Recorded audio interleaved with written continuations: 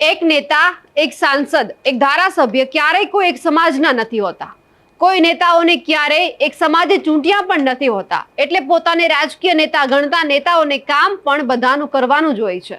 જરૂર હોય ત્યારે પોતાના સમાજથી આગળ વિચારીને બીજા સમાજનું પણ વિચારવાનું હોય છે. જો કોઈ પીડિત હોય તો તેને ન્યાય પણ અપાવવાની ફરજ છે આ પોતાની જાતને જે રાજકીય નેતા માને છે તેની. નમસ્કાર, નિર્ભય ન્યૂઝ સાથે હું છું રિદ્ધિ. આ એટલા માટે કહેવું પડ્યું કારણ કે હમણાંથી આપણી આજુબાજુ ઘણી એવી ઘટના બની જેમાં કોઈને કોઈ ધારાસભ્ય, સાંસદ કે પછી કોઈ પક્ષના નાના મોટા નેતા કે કાર્યકરની સંડોવણી સામે આવી છે. અત્યારે આપણે દુનિયાની મોહમાયાથી હજી સંસાર છોડીને અધ્યાત્મના માર્ગે આગળ વધી ગયેલા સાધુ સંતોને પૈસા, સંપત્તિ, માન, મર્યાદા, મોભો અને વર્ચસ્વ માટે એકબીજાની સામે પડતા પણ જોયા અને સમાજમાં તેની ચોતરફ ચર્ચા પણ થઈ. જેનું તાજું ઉદાહરણ આપણે અમદાવાદના સરખેજમાં આવેલ ભારતીય આશ્રમમાં જોયું. આશ્રમની ગાદી માટે ગુરુ હરિહરાનંદ, શિષ્ય ઋષિ ભારતી એકબીજાના દુશ્મન બની બેઠા છે. એમની સાથે બીજો કિસ્સો પણ આપણે જોયો ન્યાય માટેનો. એક દીકરી ન્યાય માટે ઝંખી રહી છે.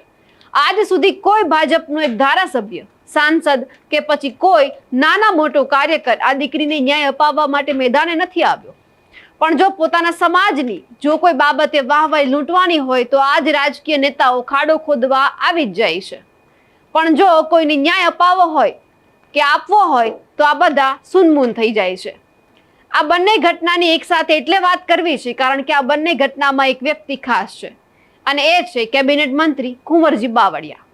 આ સાહેબનું મંત્રીમંડળમાં સ્થાન પણ છે, જસદણના ધારાસભ્ય પણ છે. છતાં જસદણની જે ઘટના બની આટકોટ ડીબી કન્યા છાત્રાલયની તેમાં એક શબ્દ સુધા નથી ઉચ્ચાર્યો આ સાહેબે આજ સુધી. અને આ સરખેજ ભારતીય આશ્રમ મુદ્દે કુંવરજી બાવળિયા હરિહરાનંદને કહી રહ્યા છે કે અમે ઠાકોર અને કોળી સમાજના માણસો ઋષિ ભારતીની સાથે છીએ. ઋષિ ભારતી અમારા સમાજના છે. તેમને કોઈ હાનિ પહોંચશે તો અમે પગલાં જરૂરથી લઈશું. ઋષિ ભારતીને ઘણા રાજકીય નેતાઓનો ટેકો છે જે આ વાત સાબિત કરે છે. હવે આ બાબતે જો કુંવરજી બાવળિયા હરિહરાનંદને ખખડાવી શકતા હોય તો આ દીકરીનો શું વાંક? કેમ તમે આજ સુધી આ દીકરીની તરફેણમાં નથી આવ્યા કે એક શબ્દ નથી બોલ્યા ન્યાય માટેનો? આ દીકરી છેલ્લા 2 મહિનાથી ન્યાય માટે ઝંખે છે. તમે એકવાર પણ વિધાનસભાનું ચોમાસું સત્ર પૂરું થયું એકવાર પણ આ મુદ્દે નથી બોલ્યા કે નથી અવાજ ઉઠાવ્યો કે નથી હર્ષ સંઘવીને આ મુદ્દે કોઈ રજૂઆત કરી. તમારી ફરજ આવે છે કે તમે આ બાવા સાધુના બખેડાથી બહાર નીકળો અને હકીકતમાં જેને તમારી જરૂર છે તેને મદદ કરો. કારણ કે આ પીડિતાના ભાઈએ તમને આવેદન પણ આપ્યું હતું, તેમ છતાં તમે કંઈ નથી કર્યું. તમારી સરકાર જ્યારે જે વાહનમાંથી દારૂ પકડાય તે વાહનની હરાજી કરી તેમાંથી જે ફંડ આવે તેનો ઉપયોગ કરી સરકારી યોજનામાં લગાવવાની જે વાત કરે છે તેનો કાયદો લાવી છે. તો એકવાર દુષ્કર્મ પીડિતાઓને ન્યાય અપાવવા માટેનો કાયદો પણ લાવો. સાહેબ, તમે ના સાંભળ્યું હોય તો આ પીડિતાના ભાઈને પણ સાંભળી લો, જેના કારણે તમને ફરિયાદ આવે કે હજુ આ દીકરીને ન્યાય નથી મળ્યો, ન્યાય અપાવવાનો બાકી છે. આવેદનપત્ર એટલા માટે દેવા આવ્યા હતા કે આપણે જે એફઆઈઆર કરી છે એને આજે 1 મહિનો ને 7-8 દિવસનો ટાઈમ થઈ ગયો છે. અને આપણે ભાઈ પરેશ રાદડિયા એ હજી ભાગતા ફરે છે અને અર્જુનભાઈ રામાણી એ પણ અત્યારે ફરે છે, એમને કોલેજ બધે જાય જ છે. એનું પણ પોલીસે અટક નથી કરી અને કોઈ નિવેદન નથી લીધું.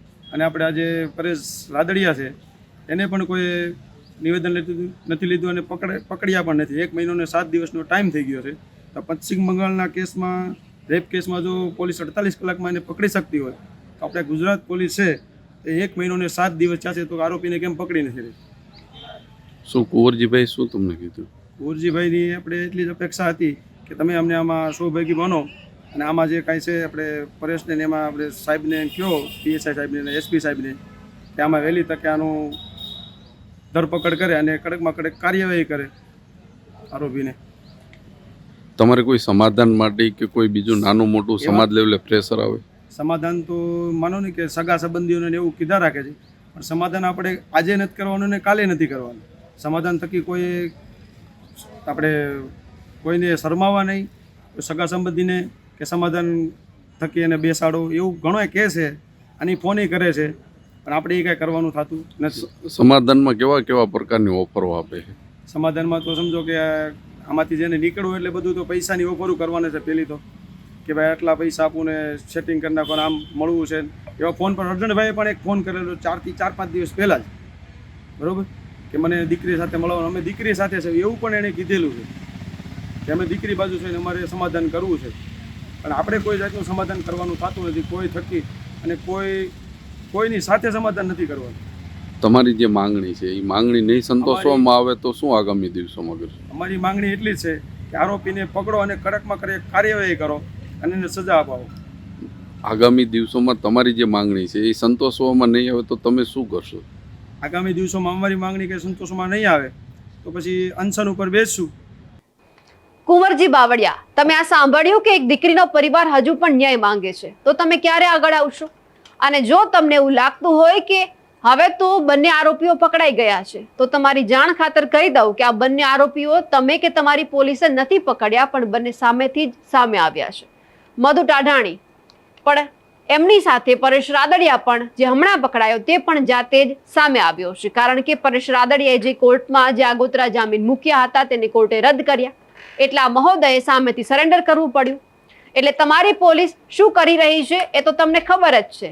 જો એક દુષ્કર્મની પીડિતાને તમે ન્યાય નથી અપાવી શકતા તો તમે ધારાસભ્ય પદે જરા પણ શોભતા નથી. કોઈ બીજા અપરાધી માટે તમે કામ કરો કે ન કરો, પણ આવી ઘટના જ્યારે તમારા જ વિસ્તારમાં તમારા જ ગુજરાતમાં બને છે તો તમારે અવાજ તો ઉઠાવવો જ પડશે. તમારા અને મારા ગુજરાતમાં બને ત્યારે તમે કોઈ પણ પદ ઉપર હોય, તમે ગમે ત્યાં હોવ, ત્યાંથી તમારે તાબડતોબ તમારે આવી ઘટનાની પીડિતા પાસે આવવું જ પડે ને ન્યાય પણ અપાવવો જ પડે. પણ તમે તો દૂર દૂરથી જ સલામ કરો છો. તમને ભાજપે નથી જીતાડ્યા, તમને જસદણની જનતાએ જીતાડ્યા છે, અને તમને પણ ખબર છે કે તમારા વિસ્તારમાં કયા સમાજના લોકો વધારે છે. તો સાહેબ, નગરપાલિકાની ચૂંટણી પણ નજીક આવે છે, હજુ પણ તમે નથી જાગ્યા તો જાગો અને આ બાવાની બબાલમાંથી બહાર આવો અને આવી દીકરીઓને ન્યાય અપાવો.